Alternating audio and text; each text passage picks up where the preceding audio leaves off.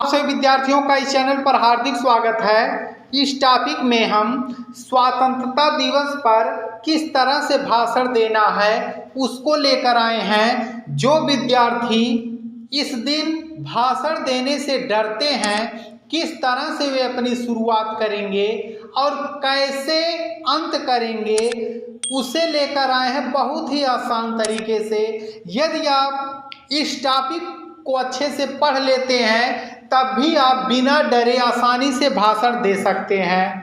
आदरणीय, जब आप शुरू करेंगे, आदरणीय प्रधानाचार्य, शिक्षकगण, यहाँ उपस्थित सभी अतिथि महोदय और मेरे प्यारे साथियों, आप सभी को स्वतंत्रता दिवस की हार्दिक बधाई। उसके बाद सबसे पहले मैं आप सभी को स्वतंत्रता दिवस की हार्दिक बधाई देता हूँ। आज हम यहाँ अपना 19वां स्वतंत्रता दिवस मनाने के लिए एकजुट हुए हैं, यानी हमें आज़ाद हुए 79 वर्ष हो गए हैं। पूरा देश आज़ादी की सालगिरह के जश्न में डूबा है। इस वर्ष भारत सरकार विकसित भारत थीम के तहत स्वतंत्रता दिवस मना रही है। इस थीम के जरिए भारत सरकार 2047 तक देश को एक विकसित राष्ट्र बनाने की दिशा में फोकस कर रही है। साथियों, 15 अगस्त का दिन भारत के राजनीतिक इतिहास में सबसे ज़्यादा अहमियत रखता है। 15 अगस्त ही वह दिन है जब देश को अंग्रेजों की 200 सालों की गुलामी की बेड़ियों से मुक्ति मिली थी। ब्रिटिश राज में देश की जनता पर काफ़ी अत्याचार किए गए। ब्रिटिश हुकूमत के जुल्मों से देश की जनता को छुटकारा दिलाने के लिए सैकड़ों स्वतंत्रता सेनानियों ने अपने प्राणों की आहुति दे दी।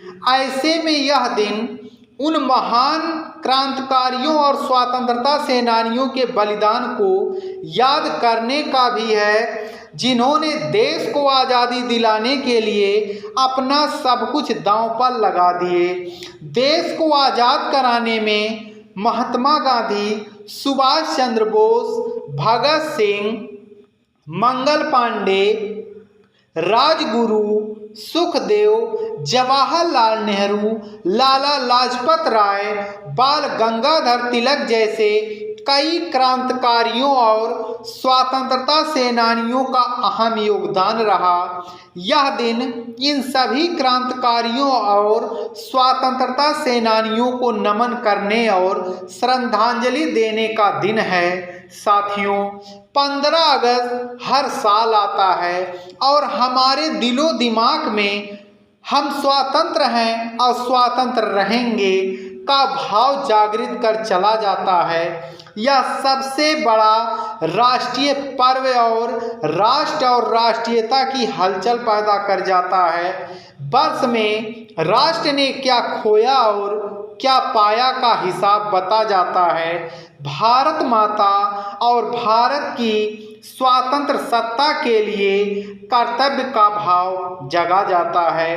आइए हम राष्ट्र ध्वज को नमन करें, राष्ट्र के कल्याण के प्रति अपने संकल्प को दोहराएं, देश के विकास व सुरक्षा और देशवासियों के कल्याण के प्रति हमारा समर्पित रहने की प्रतिज्ञा लें। अब मैं अपने भाषण का समापन करना चाहूँगा। एक बार फिर से आप सभी को स्वतंत्रता दिवस की शुभकामनाएं। भारत माता की जय। जय हिंद।